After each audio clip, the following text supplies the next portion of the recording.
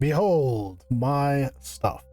I spent the last 25 days completing a challenge where I painted 1 mini a day, and in this video I'd like to go over some of the things that I learned from that experience. I did create 1 short a day documenting that process and have compiled them all into a helpful playlist. Unfortunately, in order for this video to make any sense, you are going to have to watch that playlist exactly 14 times, which is down from the original 30 that the first draft of this did require. So cut me some slack, I am trying here. Before we get to the lessons, I do have to come clean. I did start this challenge in the middle of February. I was confident in my ability to paint 1 miniature a day, but I wasn't quite so sure about doing that and also editing a video, and I wanted to make sure that I had enough lead time to where that wasn't going to be a problem. Despite that, I did still paint 1 mini a day for the 25 consecutive days, with the exception of 2 occasions where I did skip a day. That's right, you've been debated and you've fallen for my clever ruse, which does bring us to the first lesson, Chillax Bruskevki. It's not that important. It is important to remember that this is ultimately a hobby and it's supposed to be fun. And one of the biggest mistakes I think you can make is to force yourself to do it so much that you end up hating your hobby and dropping it forever. It's important to give yourself a little grace and to be okay with taking a break every now and then. It's a hobby, it's not your job. And one of my favorite things about my hobbies is that I always have the choice not to do them. And I do want to be clear here, on the days that I did miss, I did have the time to where I could have painted if I really pushed myself to do so, but I decided that I wanted to take a nap instead. And I came back the next day feeling better about life and, more importantly, excited to paint again, which I wouldn't have been feeling if I had forced myself to paint on those days. I would have come back the next day feeling tired and feeling a little bit frustrated with the whole process. And to be fair, one of those days when I did come back, I painted 5 miniatures at once, so cut me a little bit of slack here. Lesson number 2 is fairly straightforward. Apparently I actually have really bad posture. After about the first week or so, I was experiencing some pretty bad back pain right in my upper neck between my shoulder blades. Fortunately, this had a very simple fix of just being more mindful and forcing myself to sit up a little straighter. I do wish that I had a taller table, sort of like the setup that Eons of Battle uses. I feel like that sort of thing would encourage good posture a lot better than what I'm currently using. I would encourage everybody to be more mindful about their posture while they're painting, because that kind of repetitive strain back pain is exactly the sort of thing that can really limit your ability to participate in this hobby long term. Moving on to lesson number 3, and probably my favorite lesson, it's very freeing to paint like this. Perhaps the thing that surprised me the most about working on a project like this is that when your priorities have shifted away from painting the best model that you possibly are capable of doing to just being finished, it ends up really changing your approach towards painting. One of the things that does come up pretty frequently is when you get halfway through painting a mini and you decide that you're kind of unhappy with where things are going at the moment. And your options at that point are either start over and repaint large sections of the model, or just push on through and finish it anyway. When you are focusing on finishing 1 mini a day, going back to repaint stuff can very easily double the amount of time that you are spending on that mini that day. And when it's, 10:30 and you're tired and you want to go to bed, and your options are either you learn to live with your kind of bad paint scheme or repaint the whole thing, you find yourself much more willing to accept the flaws in your paint scheme and see it through to the end. And once you have gotten to that point where you have stopped stressing about everything being perfect and to the best of your ability, and instead start focusing on just finishing your projects, it becomes a lot easier to be experimental.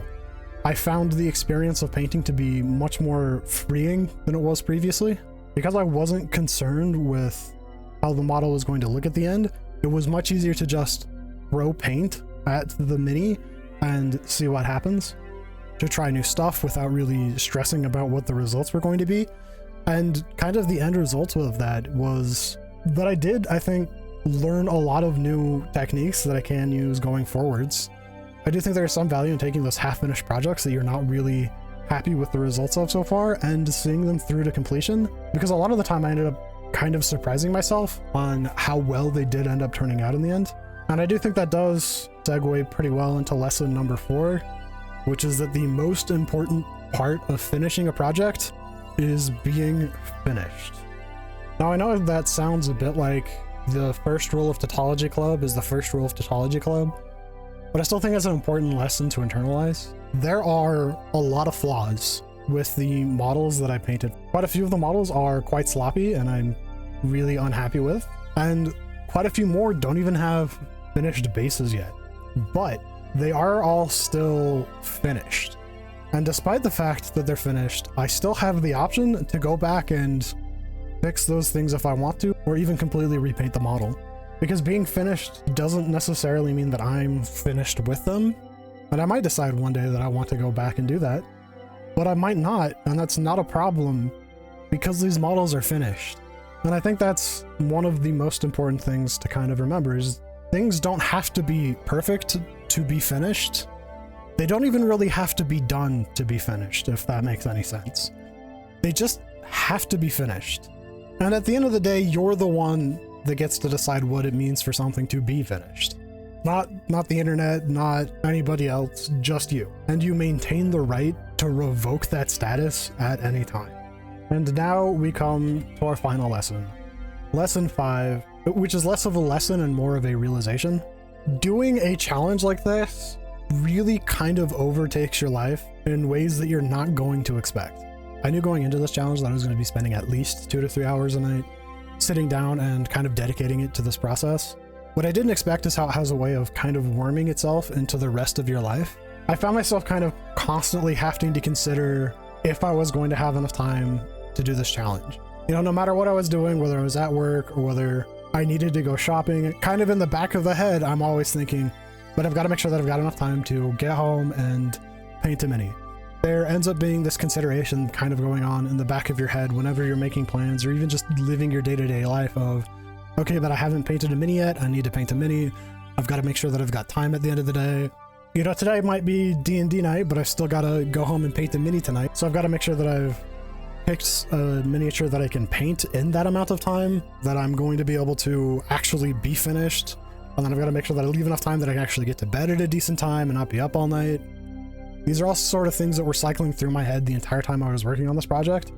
And at a certain point, it becomes kind of exhausting, not even doing the challenge, but just always having to be thinking about it. So I do think it is important to kind of keep that in mind if you decide to undertake any kind of challenge like this. And that's also why I think lesson 1 is ultimately so important. Because if you do ever get to the point where we're just thinking about it becomes too much, to where you're canceling plans that are actually kind of important, it's okay. It doesn't matter. It's not that important. You can take a day off. You can, you know, let yourself just not think about it for a little while. And then eventually come back to it later. It's fine. Nobody really cares that much other than you. So it's okay to give yourself that permission to just not let it be a problem for one night. And I think that's most of what I learned during this project. I did also get the benefits that just come with sitting down and practicing a skill for a prolonged amount of time, but I'm not really sure how to teach that to other people yet. So I'm not sure I would ever do this sort of thing again. And if I do it again, it's probably not going to be for a full 25 days, but it is a worthwhile endeavor, I think, to attempt at least once. So that should be everything for today. And if anybody else has ever undertaken these kind of endurance painting challenges like this, I'd love to hear what sort of things you learned from it down in the comments below. I do have another video in the works where I am making custom bases for my Necron army, which should hopefully be coming out in the near future. So go ahead and subscribe to the channel if that sounds like the sort of thing that would interest you. But other than that, I wish everyone the best and would encourage you to keep painting minis.